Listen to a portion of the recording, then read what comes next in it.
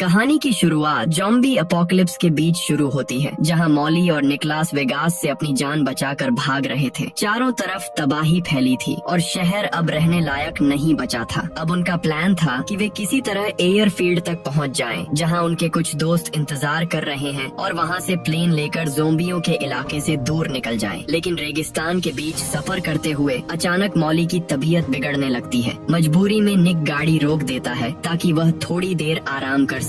लेकिन उनकी परेशानी यहीं खत्म नहीं होती। जैसे ही मॉली वापस गाड़ी में बैठती है, गाड़ी का पिछला टायर एक गहरे गड्ढे में फंस जाता है और कितनी भी कोशिश करने पर बाहर नहीं निकलता। निक घबराकर अपना मोबाइल निकालता है और अपने दोस्त जिमी को कॉल करने की कोशिश करता है। तभी मॉली की नजर दूर रेगिस्तान में एक परछाई पर पड़ती है। ध्यान से देखने पर दोनों समझ जाते हैं कि कोई उनकी तरफ बढ़ रहा है। वह कोई इंसान नहीं बल्कि सूट टाई पहने एक ज़ॉम्बी था, जो बेहद धीमी चाल से उनकी ओर आ रहा था। निक फौरन डैशबोर्ड से पिस्तौल निकालता है और ज़ॉम्बी की ओर फायर करता है, लेकिन उसका निशाना बहुत सटीक नहीं होता। कई गोलियां चलाने के बाद वह ज़ॉम्बी के सीने में गोली मारकर उसे गिरा में कामयाब हो जाता है। लेकिन डर अभी यहीं खत्म नहीं होता, क्योंकि कुछ ही पल में वह ज़ॉम्बी फिर उठ खड़ा होता है और उनकी तरफ बढ़ने लगता है। अब दोनों के पास कोई और रास्ता नहीं बचता। वे जल्दी से गाड़ी में वापस बैठकर उसे स्टार्ट करने की कोशिश करते हैं, लेकिन टायर अब भी गड्ढे में फंसा था, जिस वजह से गाड़ी आगे नहीं बढ़ पा रही थी। मजबूरी में वे खुद को गाड़ी के अंदर लॉक कर लेते हैं और सारी खिड़कियां बंद कर देते हैं। बाहर ज़ॉम्बी पूरी ताकत से शीशे तोड़ने की कोशिश करता है, लेकिन वह नाकाम रहता है। कई घंटे बीत जाते हैं और रात हो जाती है, लेकिन ज़ॉम्बी अब भी वहीं खड़ा रहता है, लगातार शीशे पर वार करता हुआ। हालात और भी खराब तब हो जाते हैं जब निक को एहसास होता है कि जल्दबाजी में वह अपना मोबाइल गाड़ी के बाहर गिरा आया है। अब उनके पास किसी से मदद मांगने का कोई तरीका नहीं बचता। तनाव के चलते दोनों के बीच बहस हो जाती है, लेकिन थोड़ी देर बाद वे दोनों शांत हो जाते हैं। अचानक उन्हें महसूस होता है कि बाहर सब शांत हो गया है। ज़ॉम्बी कहीं दिखाई नहीं देता। ये सोचकर कि शायद खतरा टल गया है, मॉली पीछे की सीट से टॉर्च निकालती है और निक के साथ मोबाइल ढूंढने बाहर निकलती है। मॉली को मोबाइल गाड़ी के पास जमीन पर मिल जाता है और वह खुशी खुशी निक को बताने के लिए पलटती है, लेकिन तभी सब कुछ एक पल में बदल जाता है। अचानक वही ज़ॉम्बी पीछे से हमला करता है और निक की गर्दन में काट लेता है। मॉली अपने आंखों के सामने ये सब होते हुए देखती रह जाती है। चाहकर भी वह कुछ नहीं कर पाती और कुछ ही पलों में ज़ॉम्बी उसके बॉयफ्रेंड को पूरी तरह नोच खाता है। डर और सदमे में मॉली भागकर गाड़ी में वापस जाती है। जल्दी जल्दी अपना बैग खाने पीने के सामान से भरती है और वहाँ से निकलने की तैयारी करती है, लेकिन तभी ज़ॉम्बी फिर गायब हो जाता है। उसे लगता है कि शायद वह बच गई है, मगर अगले ही पल वही ज़ॉम्बी उसके बिल्कुल पास आ जाता है और उस पर हमला करने की कोशिश करता है। इस बार मॉली किसी तरह दूसरी तरफ के दरवाजे से निकलकर अंधेरे रेगिस्तान में दौड़ पड़ती है। किस्मत से वह पूरी रात जिंदा बची रहती है। सुबह होते ही उसे एहसास होता है कि एयरफील्ड अभी भी बहुत दूर है। जब वह अपना बैग चेक करती है तो उसमें बस कुछ बोतल पानी और चॉकलेट बार ही होते हैं, जिन्हें पूरे सफर में चलाना है। थकी हारी होने के बावजूद मॉली हार नहीं मानती और घंटों रेगिस्तान में चलती रहती है। रात होने पर वह एक छोटी सी आग जलाकर आराम करती है, लेकिन उसका पीछा करने वाला ज़ॉम्बी फिर से लौट आता है और उस पर हमला करने की कोशिश करता है। मॉली किसी तरह उससे बचकर एक पहाड़ी की तरफ भागती है और थकान के कारण एक चट्टान पर ही सो जाती है। अगली सुबह वह सुरक्षित जागती है, लेकिन उसके पास ही वही ज़ॉम्बी खड़ा होता है जो चट्टान पर चढ़ नहीं पाता। यह समझते हुए कि ज़ॉम्बी उसकी गंध से आकर्षित होता है, मॉली अपनी जेब से एक चीज निकालकर दूर फेंक देती है। ज़ॉम्बी उस तरफ चला जाता है और मॉली नीचे उतरने की कोशिश करती है, लेकिन वह फिसलकर जमीन पर गिर जाती है। आवाज सुनते ही ज़ॉम्बी फिर उसकी तरफ मुड़ जाता है। मजबूर होकर मॉली आग के पास रखे अपने बैग की तरफ दौड़ती है। ज़ॉम्बी फिर उसका पीछा करता है, लेकिन मॉली समझ जाती है कि वह बहुत धीमा है। डर के बीच वह उसका मजाक उड़ाने भी लगती है और सफर जारी रखती है। कई घंटों बाद वह ज़ॉम्बी को पीछे छोड़ देती है, लेकिन अब उसके पास पानी लगभग खत्म हो चुका था और गर्मी से उसकी हालत बिगड़ने लगती है। तभी रेगिस्तान के बीच उसे एक खाली पड़ा हुआ घर दिखाई देता है। वह अंदर जाती है, लेकिन वहाँ न तो खाना मिलता है और न ही पानी। एक कमरे में पड़ा पुराना गद्दा देखकर वह थोड़ी देर आराम करने का फैसला करती है, लेकिन अचानक उसे किसी की कदमों की आवाज सुनाई देती है। उसका डर सच हो जाता है। वही ज़ॉम्बी जो उसका पीछा कर रहा था वह घर में घुस आता है। मॉली भागकर बाथरूम में छुप जाती है और शॉवर के पर्दे के पीछे खड़ी हो जाती है। ज़ॉम्बी उसकी गंध सूंघकर वहीं पहुंच जाता है। हालात और भी भयानक तब हो जाते हैं जब बाथटब में एक बिच्छू उसके शरीर पर रेंगने लगता है। बिना कोई आवाज किए मॉली खुद को संभालती है।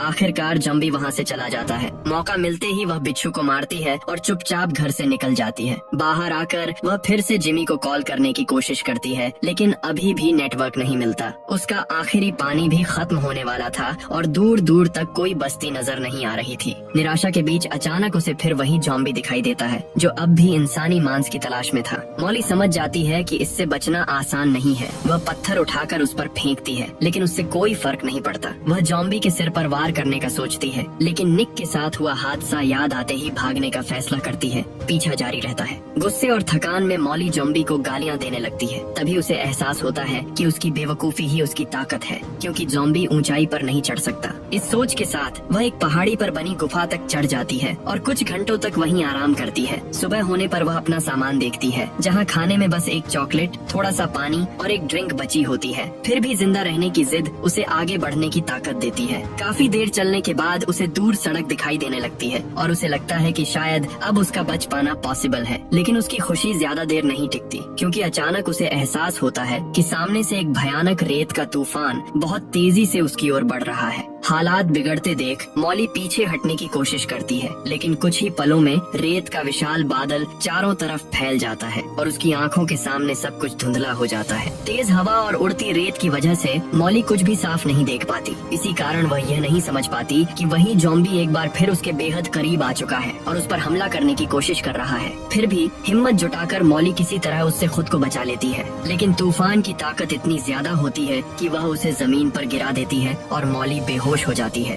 कई घंटे बाद जब रेत का वो विशाल बादल छंट जाता है, तब वहाँ सिर्फ मॉली ही बची होती है और वो भी जिंदा। वह धीरे धीरे होश में आती है, उठती है और तभी उसकी नजर सड़क पर से गुजरते एक ट्रक पर पड़ती है। वह पूरी ताकत से मदद के लिए चिल्लाती है। ट्रक रुकता है और उसमें से दो दोस्त टेड और जेसन नीचे उतरते हैं। वे तुरंत मॉली को पानी देते हैं और उसे गाड़ी तक ले जाते हैं। गाड़ी में बैठकर मॉली उन्हें बताती है कि वह एक एयरफील्ड की तरफ जा रही थी, लेकिन रेत के तूफान में उसका बैकपैक कहीं खो गया। ये जानकर दोनों दोस्त बैकपैक ढूंढने निकल जाते हैं और इस दौरान मॉली को पहली बार आराम से बैठने और सांस लेने का मौका मिलता है। वो भी तब से जब से उसका सामना ज़ॉम्बी से हुआ था। वह अपने मोबाइल फोन की बैटरी भी चार्ज कर लेती है, लेकिन जैसे ही वह गाड़ी के सनरूफ में लगे शीशे में देखती है, उसकी नजर एक तस्वीर पर पड़ती है, एक पिता और उसके बेटे की, जो अब मर चुके हैं। ये देखकर मॉली के मन में शक पैदा होता है, क्योंकि तस्वीर में दिख रहा युवक वही कैप पहने हुए था जो उन दोनों में से एक ने पहन रखी थी। उसका शक गहराता है और तलाश करने पर मॉली को एक जैकेट के नीचे कैदी की वर्दी मिलती है। अब उसे यकीन हो जाता है कि ये दोनों भागे हुए अपराधी हैं। कुछ देर बाद टेड और जेसन बैकपैक लेकर लौट आते हैं और मॉली से एयरफील्ड का रास्ता पूछते हैं। मॉली जगह बताने से मना कर देती है, बस उनकी मदद के लिए धन्यवाद कहती है और कहती है कि अब वह अकेले ही आगे जाएगी।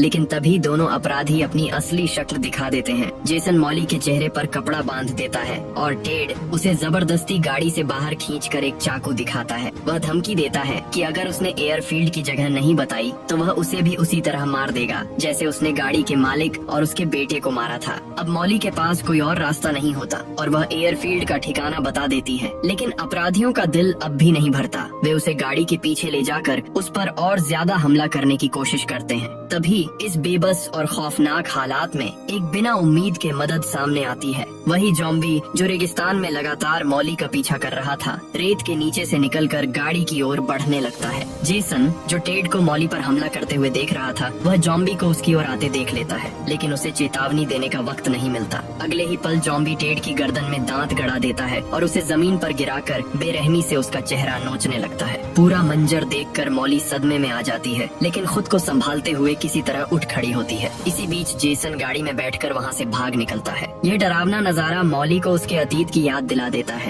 एक पल के लिए उसे खुद को एक छोटे लड़के के पास खड़ा हुआ महसूस होता है, जो शायद उसका बेटा है, लेकिन वह जानती है कि रुकने का वक्त नहीं है, क्योंकि ज़ॉम्बी जल्द ही अपना शिकार खत्म करके फिर उसका पीछा करेगा। किस्मत से भागते समय अपराधी के शरीर से एक डिब्बा गिर जाता है, जिसमें कुछ और पानी की बोतलें और एक लाइफ राफ्ट होती है। मॉली जल्दी से राफ्ट में हवा भरती है, पानी की बोतलें उसमें रखती है और सड़क की ओर बढ़ने लगती है। ज्यादा देर नहीं लगती और ज़ॉम्बी फिर से उसके पीछे आ जाता है। रास्ते में मॉली को कई पुराने टायर दिखाई देते हैं और उसके दिमाग में एक तरकीब आती है। वह ज़ॉम्बी के गले में टायर बांधकर उसे राफ्ट से जोड़ देती है, ताकि वह चलते चलते उसका सामान भी खींचता रहे। यह योजना काम कर जाती है और दोनों रेगिस्तान के बीच आगे बढ़ते रहते हैं। इस सफर के दौरान मॉली अपने दिल की भड़ास निकालती है, जो कुछ उसके साथ हुआ और उसका अतीत भी। वह बताती है कि सालों पहले उसने एक बेटे को जन्म दिया था जिसका नाम चेज था, लेकिन अपनी आजाद जिंदगी की वजह से उसने उसे अपनी बड़ी बहन एली के पास छोड़ दिया, क्योंकि वह जानती थी कि वह एक अच्छी माँ नहीं बन पाएगी।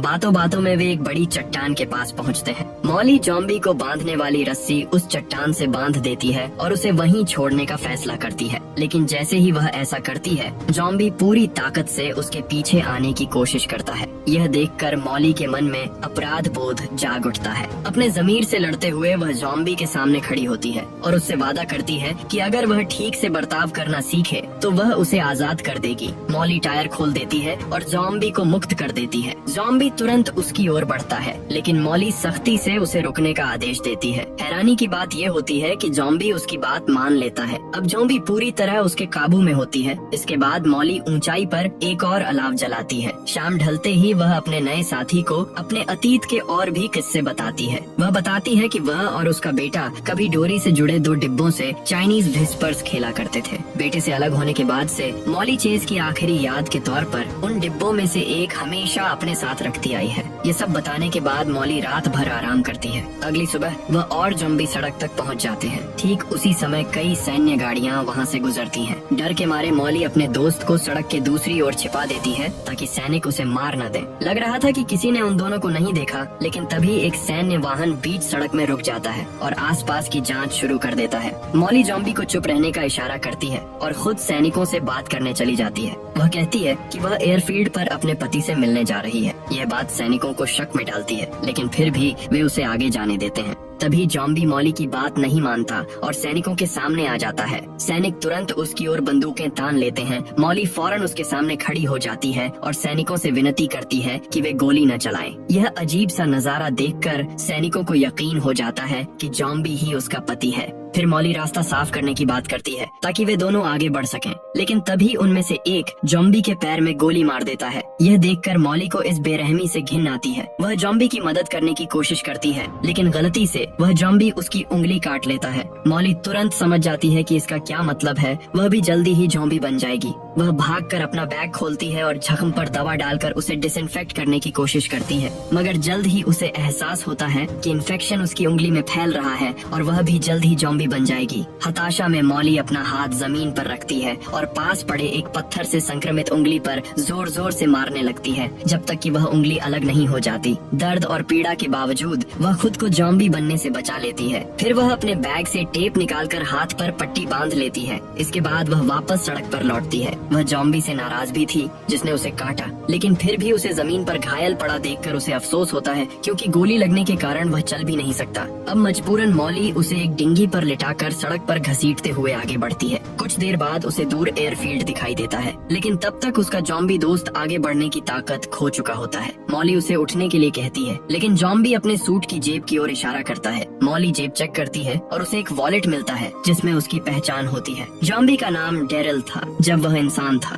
उसे एक तस्वीर भी मिलती है जिसमें डेरिल एक युवा महिला के साथ था जो शायद उसकी पार्टनर थी। मॉली समझ जाती है कि डेरिल भी उसी की तरह हालात का शिकार था। वह अपने दोस्त को आखिरी दया देने का फैसला करती है। सड़क से एक बड़ा पत्थर उठाकर वह डेरिल के पास जाती है और रास्ते में उसकी मदद के लिए उसका धन्यवाद करती है। फिर वह पत्थर से वार करके उसके जॉम्बी दोस्त के दर्द को हमेशा के लिए खत्म कर देती है। इसके बाद मॉली अकेले सड़क पर आगे बढ़ती है और आखिरकार एयरफील्ड पहुंचती है। वहां आसपास सभी जगह सुनसान लगती है, लेकिन उसे बीच में खड़ी एक लाल कैडिलैक दिखती है। जैसे ही वह पास जाती है, उसे गोली चलने की आवाज सुनाई देती है और वह तुरंत गाड़ी के पीछे छिप जाती है। दूर से उसे दिखता है कि गोली चलाने वाला जिमी है। जब जिमी को एहसास होता है कि मॉली अभी इंसान है, तो वह फायरिंग रोक देता है। सब साफ हो जाने पर मॉली बताती है कि रास्ते में उसका बॉयफ्रेंड मर गया। जिमी भी बताता है कि उसे भी रास्ते में जॉम्बी मिले थे। उसका एक साथी काटा गया था, लेकिन उसने यह बात छुपाई। जैसा कि होना था, वह जॉम्बी बन गया और बाकी लोगों को भी संक्रमित कर दिया। लेकिन जिमी किसी तरह बच निकला और उसने उन सभी संक्रमित लोगों को एयरफील्ड के एक वेयर हाउस में बंद कर दिया। जिमी के साथ उसका मैकेनिक दोस्त रॉबी भी जिंदा था, जो शहर से भागने के लिए प्लेन ठीक कर रहा है। आखिरकार जहाज तैयार हो जाता है और तीनों मेक्सिको जाने की तैयारी करते हैं, लेकिन आखिरी पल में मॉली रुकने का फैसला करती है। उसे अपनी बहन और बेटे की चिंता सताने लगती है। वह एयरफील्ड के स्टेशन पर जाकर अपनी बहन को कॉल करती है, लेकिन हर बार कॉल वॉइसमेल पर चला जाता है। मॉली को डर लगता है कि कहीं कुछ बुरा तो नहीं हो गया। वह बार बार कॉल करती है और आखिरकार दूसरी तरफ उसके बेटे की आवाज सुनाई देती है। लड़का बताता है कि उसकी मौसी और गोद ली हुई माँ कई दिनों से लापता है और वह अपने कमरे में छिपा हुआ है। मॉली अपने बेटे से वादा करती है कि वह उसे लेने आएगी और उसे तब तक छिपे रहने को कहती है। नए हौसले के साथ मॉली कैडिलैक की ओर दौड़ती है, लेकिन पता चलता है कि चाबियां गाड़ी में नहीं है। उसे जिमी के जॉम्बी बने दोस्तों की याद आती है। वह रिंच से जंजीरें तोड़कर वेयर हाउस में घुसती है। अंदर उसे एक जॉम्बी जमीन पर पड़ा मिलता है, लेकिन तलाशी लेने पर चाबियां नहीं मिलती। तभी एक दाढ़ी वाला जॉम्बी हमला करता है। मॉली रिंच से उसके सिर पर वार करती है और उसे मार गिराती है, लेकिन उसके पास भी चाबियां नहीं होती। खोज जारी रखते हुए वह बॉयलर रूम में जाती है, जहां एक जॉम्बी पीठ के बल पड़ा होता है। जैसे ही वह मुड़ता है, मॉली डरकर गिर जाती है और रिंच हाथ से छूट जाता है। जॉम्बी उस पर झपटता है। तभी मॉली को पास पड़ा एक ड्रिल दिखता है। वह किसी तरह ड्रिल पकड़ती है और जॉम्बी के माथे में घुसाकर उसे खत्म कर देती है और बाल बाल बच जाती है। बाद में उसकी जेब में उसे आखिरकार कैडिलैक की चाबियां मिल जाती हैं। मॉली तेजी से गाड़ी चलाकर अपने बेटे को बचाने निकल पड़ती है। रास्ते में उसे अपने जॉम्बी दोस्त की याद आती है, जिसने अनजाने में इस भयानक सफर में उसकी मदद की थी। कई घंटे बाद वह लास वेगास पहुंचती है और उस मोहल्ले में जाती है जहां उसकी बहन एली रहती थी। घर खाली लगता है। वह फावड़ा उठाकर अंदर जाती है। किचन में उसे एली के पति की लाश मिलती है। फिर आगे बढ़ने पर उसे कांच के दरवाजे पर खून से लिखा संदेश दिखता है, जिसमें लिखा होता है कि एली को काट लिया गया था और उसने सब खत्म करने का फैसला किया। दूसरी तरफ एली का जला हुआ शरीर होता है ताकि वह जॉम्बी न बने और चेज को नुकसान न पहुंचा सके। टूटे दिल के साथ मॉली अपने बेटे को ढूंढती है, लेकिन कमरे में वह नहीं मिलता। वह रोने लगती है। तभी उसे चीनी विस्पर्स का कैन दिखता है, जिसे चेज बचपन से संभाल कर रखता था। अचानक उसे कदमों की आहट सुनाई देती है। फावड़ा पकड़े वह बाहर आती है, लेकिन सामने जॉम्बी नहीं बल्कि चेज का खिलौना टेंट होता है, जिसके अंदर उसका बेटा छिपा होता है। मॉली राहत की सांस लेती है, अपने बेटे को गले लगाती है और वादा करती है कि अब उसे कभी अकेला नहीं छोड़ेगी। दोनों शहर से भागने की तैयारी करते हैं, लेकिन सीढ़ियों से उतरते ही जॉम्बियों का झुंड दरवाजा तोड़ने की कोशिश करता है। मॉली अपने बेटे को पीछे रहने को कहती है और खुद आगे खड़ी हो जाती है। जैसे ही जॉम्बी अंदर घुसते हैं, मॉली फावड़े से हमला कर देती है। मॉली और चेज जॉम्बी अपोकलिप्स से बच पाए या नहीं, ये एक रहस्य ही रह जाता है। और इसी के साथ ये कहानी यही खत्म हो जाती है। तो आपको ये फिल्म कैसी लगी, नीचे कमेंट में जरूर बताना। मिलते हैं अगली वीडियो में।